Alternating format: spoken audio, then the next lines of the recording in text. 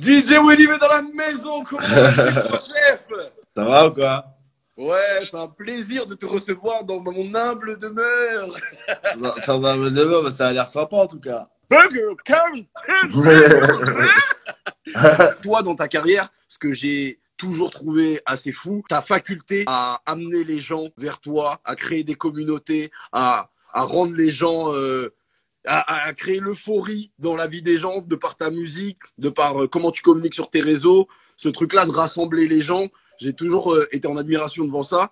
Non, Et bah, c'est toi, gentil. c'est un truc qui t'a aidé dans ta démarche. C'est vraiment, c'est ça ton objectif ou c'est En fait, moi, tu sais, à chaque fois, je le dis, je le répète, à la base, moi, j'ai commencé la musique parce que je suis DJ, tu vois. Et ouais. un DJ, c'est la fête, quoi. Tu sais, on se réunit pour faire la fête, pour écouter du son, quoi, pour partager Totalement. la musique, tu vois, et faire la fête. Donc, après, moi, le concept, il est là aussi, tu vois. Si je partage pas un truc avec. Si c'est faire de la musique tout seul, ça sert à rien, en fait, tu vois. Ouais.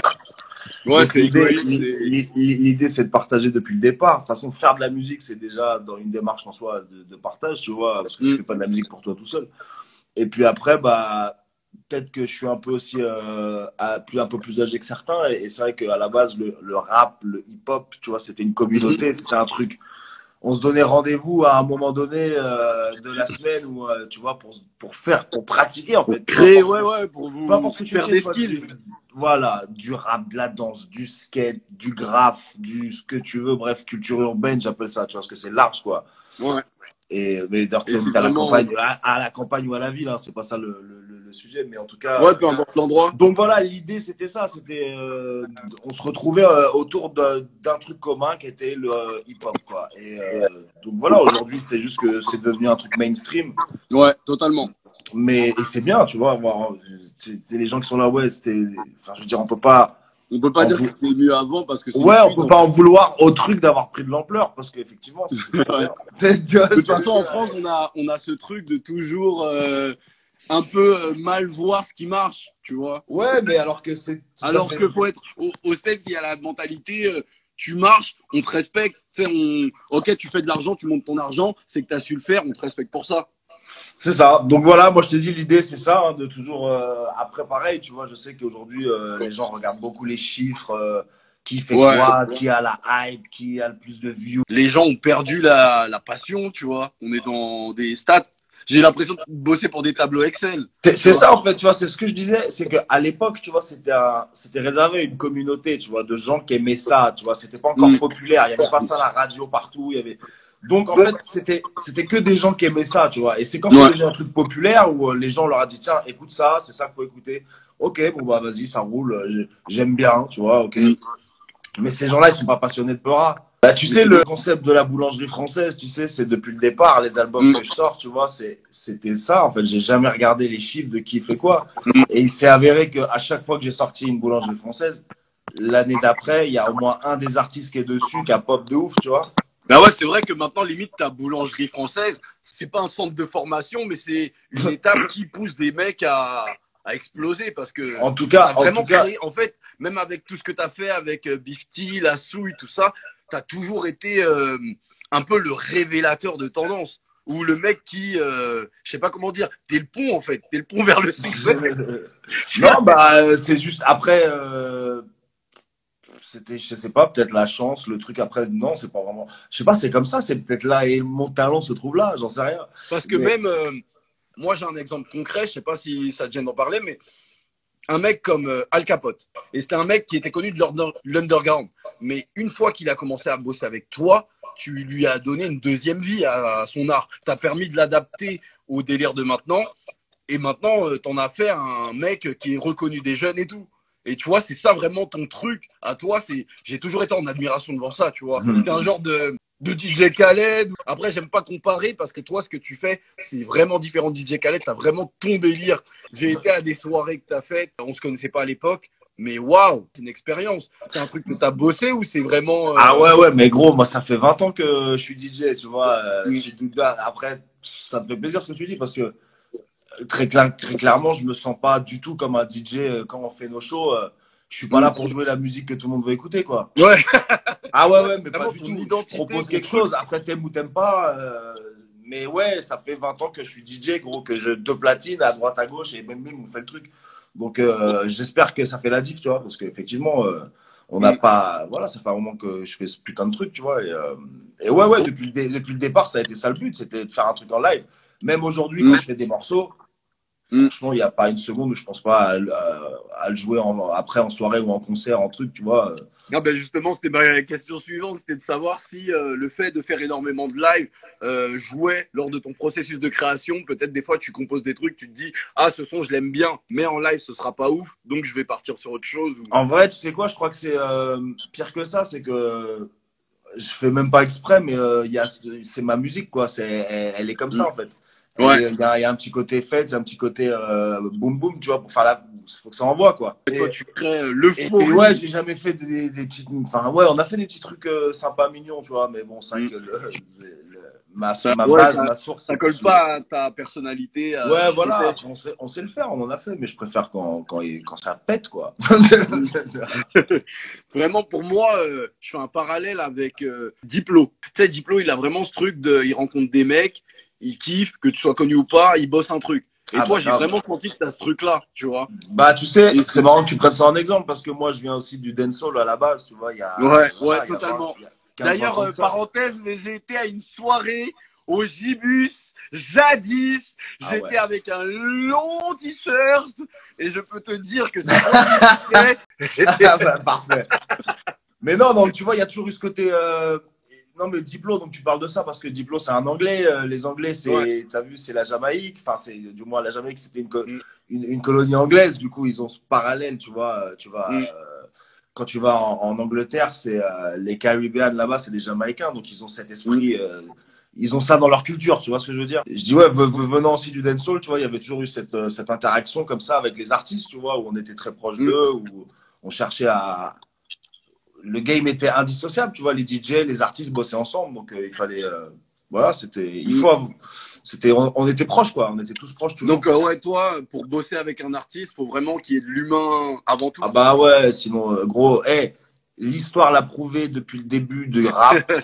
Non, mais tu vois ce que je veux dire, il n'y a jamais une chanson qui s'est faite en mode robot, tu vois, à droite, à gauche, vraiment, chacun. faut qu'il y ait une histoire derrière. Dès qu'il y a une histoire, il y a un bon morceau. Les meilleurs groupes, c'est tout. Enfin, tu vois, l'histoire, chaque chose qui marche, c'est parce qu'il y a une histoire derrière. Il y a une vibe, point final. Donc, toi, t'es vraiment dans la vibe et tout, mais ça sent, de toute façon, dans ta musique, ça sent. Bah, tant mieux. Comme tu nous disais dans l'interview, t'es sur la boulangerie française 4. Tu peux nous en parler un peu? Ce petit nectar. Bah, la boulangerie française 4, ça devait sortir là, au mois de mai. Bon, bah, forcément, avec cette histoire, ça a été décalé, mais on va le sortir au mois de juin. Et voilà, hein, comme d'hab, on va arriver avec une quinzaine de morceaux, avec des nouveaux artistes, des gars qu'on connaît déjà. Et puis, voilà, premier extrait, ça va être Daddy. Donc, je sais pas si tu as check un peu Daddy, ce qu'il fait. Tu vois, un mec qui fait du freestyle. J'ai vu, quand j'ai fait l'interview, j'ai regardé un peu et j'ai vu, c'est très chaud. En fait, c'est toujours... c'est marrant parce que on sent l'identité du mec, mais on sent toujours ta patte, je sais pas, qui crée un genre de. Bah lui, pareil, ouais, c'est un personnage, tu vois, c'est ça le truc. Moi, c'est ça que je cherche chez un rappeur aussi, gros, parce que des mecs qui rappent maintenant, il y a que ça. Tout le monde rappe. Tout le monde rappe. Si t'arrives pas avec quelque chose, en plus, c'est mort. Bah ouais, carrément. Il y a des mecs qui ressemblent à rien, ils rappent de ouf, mais t'as vu, ils disent rien. Il y a pas de fond, il y a pas de. Ils m'ont pas fait rire, ils m'ont pas fait pleurer, ils m'ont pas rien, tu vois, juste ils rappent bien, c'est technique, dans tous les sens. Ouais, si c'est bien, c'est cool, tu vois, mais si c'est de la technique pour la technique, ça te parle pas. Ça, on connaît, gros, ça fait 30 ans que j'écoute du Peura. Si tu me racontes la thèse, ceci sans qu'il y ait un truc en plus, après tu peux me raconter ce que tu veux, mais il faut qu'il y ait un truc en plus, quoi. Je sais pas. Faut pas que ce soit simplement de la technique, faut vraiment que ça dégage un truc. Non, mais il y a un moment, t'as vu l'opéra, ça y est, on connaît, maintenant on veut des artistes. Ouais, ça y est, t'as vu l'évolution, elle est partie comme ça, et c'est tant mieux, parce que tu vois, il y aura la place que pour les bons, les vrais artistes, les mecs qui savent chanter, mais au final, la boucle est bouclée parce que ça revient au début. Au début, tout le monde rappait, il y avait que les meilleurs qui s'en sortaient. Et c'est bien pour ça. C'est bien pour ça que sur la boulangerie française volume 4, là, l'album qui va arriver, je suis retourné, moi, à des bases aussi un peu, tu vois, à des trucs de base. En mettant le Daddy comme premier extrait, vas-y, c'est bon. Le rap, il y a un moment, on a rigolé, C'était C'est bon, sympa. maintenant, faut quand même revenir Vas-y, aux bases, proposer des viens. vrais trucs. Voilà, on m'en envoie du son avec des vrais gars qui savent faire un vrai fucking truc, tu vois. C'est vous qu'à ton niveau, tu es toujours cette envie, non pas de faire le titre qui marche, mais de faire la chanson qui te plaise, quoi. C'est Putain, je assez. t'avouerai que pas trop. J'ai toujours fait. C'est très égoïste. J'ai jamais pensé une seconde aux autres, qu'est-ce qu'ils allaient penser du morceau. Jamais. J'ai produit plus de 300 titres, gros. J'ai toujours fait comme ça me plaisait, moi. Je crois que c'est aussi ça ta force et c'est ça qui fait ta longévité et ton talent au final. Ouais. En tout cas, moi, c'est comme ça que je vois la chose. C'est pour ça que je fais de la musique, c'est pour être libre. Il est hors de question que. Après, on a fait tu vois, des efforts aussi, tu vois. C'est sûr qu'un son de Widim en soirée, il y aura toujours des gens pour danser dessus en soirée. Tu vois. Bah, j'espère. Il y aura toujours aussi des gens pour dire que c'est de la merde. Non, mais totalement. Et toi, dis-moi, dans la boulangerie française, tu peux nous dire des noms? Il y aura qui? Ouais. Je t'ai dit, il y a déjà, il y a Dedi. Ouais, Dedi. Il y a Tovaric. Il y a son nom, forcément. Ouais, son nom, il tourne pas mal. Hein. Il a sorti un clip récemment, là, je l'ai vu. Ouais. Il y a un nouveau qui va arriver aussi. Je crois qu'en plus, on sort un clip le même jour, c'est-à-dire le 8 mai. Ah ouais. C'est-à-dire que le morceau de Dedi et sortira le 8 mai aussi. Et son exclusivité voilà. Radio le 8 mai, le Dedi, extrait de la boulangerie française 4. Ça va On être est chaud. dans ce genre d'exclusivité, mon pote. Et puis, il y aura qui d'autre encore? Il y a A2H aussi qui sera là sur l'album. A2. Moi, j'aime beaucoup A2H. Il produit voilà, Josué, je suis très proche de Josué. Il y a Josué d'ailleurs. Il y a Josué sur l'album aussi. Oh là là, la boucle est bouclée. On ne voilà. connaît que les bonnes personnes. Et puis, bon, il y a plein de trucs. Après, je vais pas dévoiler tout de suite. Mais voilà, il y a encore des surprises. Comme d'hab, il y a les stars de demain, comme d'habitude. T'es le sélectionneur, en fait. T'es Brigitte Macron. Je suis une vieille Brigitte putain de merde. Parce que Brigitte, elle a pris le petit à 15 ans, elle en a fait un président, wesh. Meilleur sélectionneur. Non, mais c'est cool, ça fait plaisir. Tu vois, par exemple, l'année dernière, j'ai sorti l'album La Boulangerie Française 20/20. Là, il y avait 3 EP, tu vois. Et il y avait un petit qui était dedans que personne n'a calculé. Genre, c'est passé comme as, gros. Et là, j'ai vu les statistiques du morceau, ils ont fait pouf. Non, mais. c'est qui le petit que le petit s'appelle Larry. Oh ouais, Larry, il était dedans. Mais c'est abusé. T'as dû voir ton stream monter et ta joie monter. Non, mais gros, tu vois ce que je veux dire. Il y a un moment, ça me fait gaulerie. Après, c'est mon job de DJ, gros. À la base, un DJ, t'as vu, il jouait pas les sons que tout le monde connaît. C'était pas ça, un DJ, mec. Faut bien que les gens comprennent ça, ceux qui les plus jeunes. À l'époque, un bon DJ, c'était le gars qui t'envoyait que des sons que tu connaissais pas. Ouais, mais des sons de ouf. Et t'étais là, tu disais, what the fuck? Ça c'est quoi? Et puis il n'y avait pas de Shazam, il n'y avait pas de truc. Non, le gars, il fallait venir le voir mixer pour écouter cette musique. Et c'est ça le but, c'est d'aller chercher le truc qui tue sans que personne connaisse. Tu vends du rêve là avec ton époque, enfoiré. C'était il n'y a pas si longtemps, t'as vu, moi j'ai pas vécu 50 piges, toi. J'avoue, je suis en train de et donc voilà, c'était juste ça le concept, c'était d'aller chercher le truc qui tue, tu vois. Et aujourd'hui, pour moi, dans ce que je fais maintenant, quand je produis du son, c'est aussi d'aller chercher les artistes. Puis je te dis après, putain, mais qu'est-ce qu'on en a à foutre des chiffres, de qui fait quoi? Tu sais ce qu'a tout niqué, gros? C'est la vidéo. Quand la vidéo est arrivée, genre en mode, tu vois, on regarde des clips pour écouter de la musique, ça a été la fin. Et là, les gens, mais justement, on en a parlé avec Lola Levent, avec musique, Noir, avec pour une musique, ils ont que écouté des musiques parce qu'il y avait une vidéo. Et il y a même c'est ce qu'on disait, on est presque à une heure où l'image de l'artiste, son clip, le visuel est plus important que la musique. Mais c'est bien sûr que c'est avant le reste, mais tellement. Bah après voilà. Putain, mais c'est ouf, quoi. Ça me rend ouf parce que tu vois, quand on faisait les lives, là, les freestyles avec les mecs, là, pendant toute la semaine, des fois, il y avait des mecs qui arrivaient comme ça, avec, la tête pas conventionnelle du rappeur, quoi, tu vois. Ouais. Je sais pas, des petits gars. J'ai suivi tous les lives, hein. J'ai tout vu. Et puis, il y a des, tu sais, je voyais direct, le gars, il a pas commencé à rapper, que c'est, oh, regarde-moi sa tête de bouffon à la huisse, gros bas, tu sais. Non, mais tu vois, il y a un moment, faut que, comme ça, arrêter de les apparences. Les trucs, ça veut rien dire.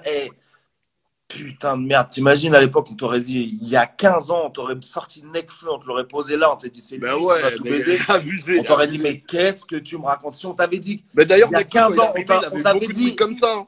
hé mec, un gars, un rappeur, il y a 15 ans, la cité qui arrivait avec des cheveux longs, c'était terminé. C'était fini, c'était fini. Terminé. Ça, maintenant, Juste ça a des été cheveux longs. démocratisé par Tu vois ce que je veux des dire? SCH, des PNL, mais avant, c'était impossible. C'était juste pas possible. T'arrivais habillé en tight, mes couilles, mais t'es foutu, tu te faisais taper. Voilà, après, c'est bien que maintenant ça évolue dans ce sens-là aussi, mais il y a qu'encore des gens un peu keblo là-dedans. Ouais, il y Et a toujours des gens. apparemment, il y a une tête de rappeur, il y a une façon de faire. Ouais, il y a un archétype. Oh, il y a un Ouais. archétype, un truc. Tu vois. Mais en tout cas, moi, j'aime beaucoup ta démarche de rassembler les gens, d'être fidèle à toi-même dans ce que tu fais. C'est Merci. vraiment waouh. Tu sais, je suis vraiment en Merci. admiration. Bah, Et ça toi, fait plaisir. après le confinement, du coup, c'est Boulangerie Française 4, c'est quoi les De bails? ouf. Bah là, on attend juste que. Donc, premier clip le 8 mai, là. Et après, Ouais. on attend. 8 mai, clip de Dédi, les gens. Ouais, le 8 mai, clip de Dédi, Boulangerie Française 4. réalisé par Plouse et par Mofo. Ah J'en dis pas ouais. plus, Ah, mais il y a. Mofo, Il y a, il y a un vrai concept, j'en dis pas plus, mais si vous allez voir, c'est pas commun comme clip, c'est cool. Le 8 mai, DJ Widim, grosse ambiance, mes gens. Et puis dès qu'on sort de là, on tourne les clips, hein, on tourne Tovaric, on tourne Reta aussi. Reta est présent sur l'album Boulangerie Française Volume 4. Mais, voilà, c'est tout. On continue. De toute façon, on a que ça à foutre, là, on est confinés. Grave. En tout cas, c'était un plaisir de parler avec toi. Vraiment, merci à toi, mon gars. Merci pour la confiance que tu nous accordes. Merci pour ton temps. Tu es vraiment une bonne personne. Et tu auras un dernier message à dire pour les gens qui regardent. Non, restez connectés. Hein. Restez connectés. Boulangerie Française Volume 4 qui arrive très bientôt. Donc abonnez-vous. Et voilà. Et Boucaland, c'est la vie. N'oubliez jamais. Ah, Boucaland, c'est la vie, on garde ensemble. Prends soin de toi. Ça m'a vraiment fait plaisir. À plus tard, mon vieux. Bientôt le replay, les gens. Ciao, ciao, mon pote. Bisous. Bye.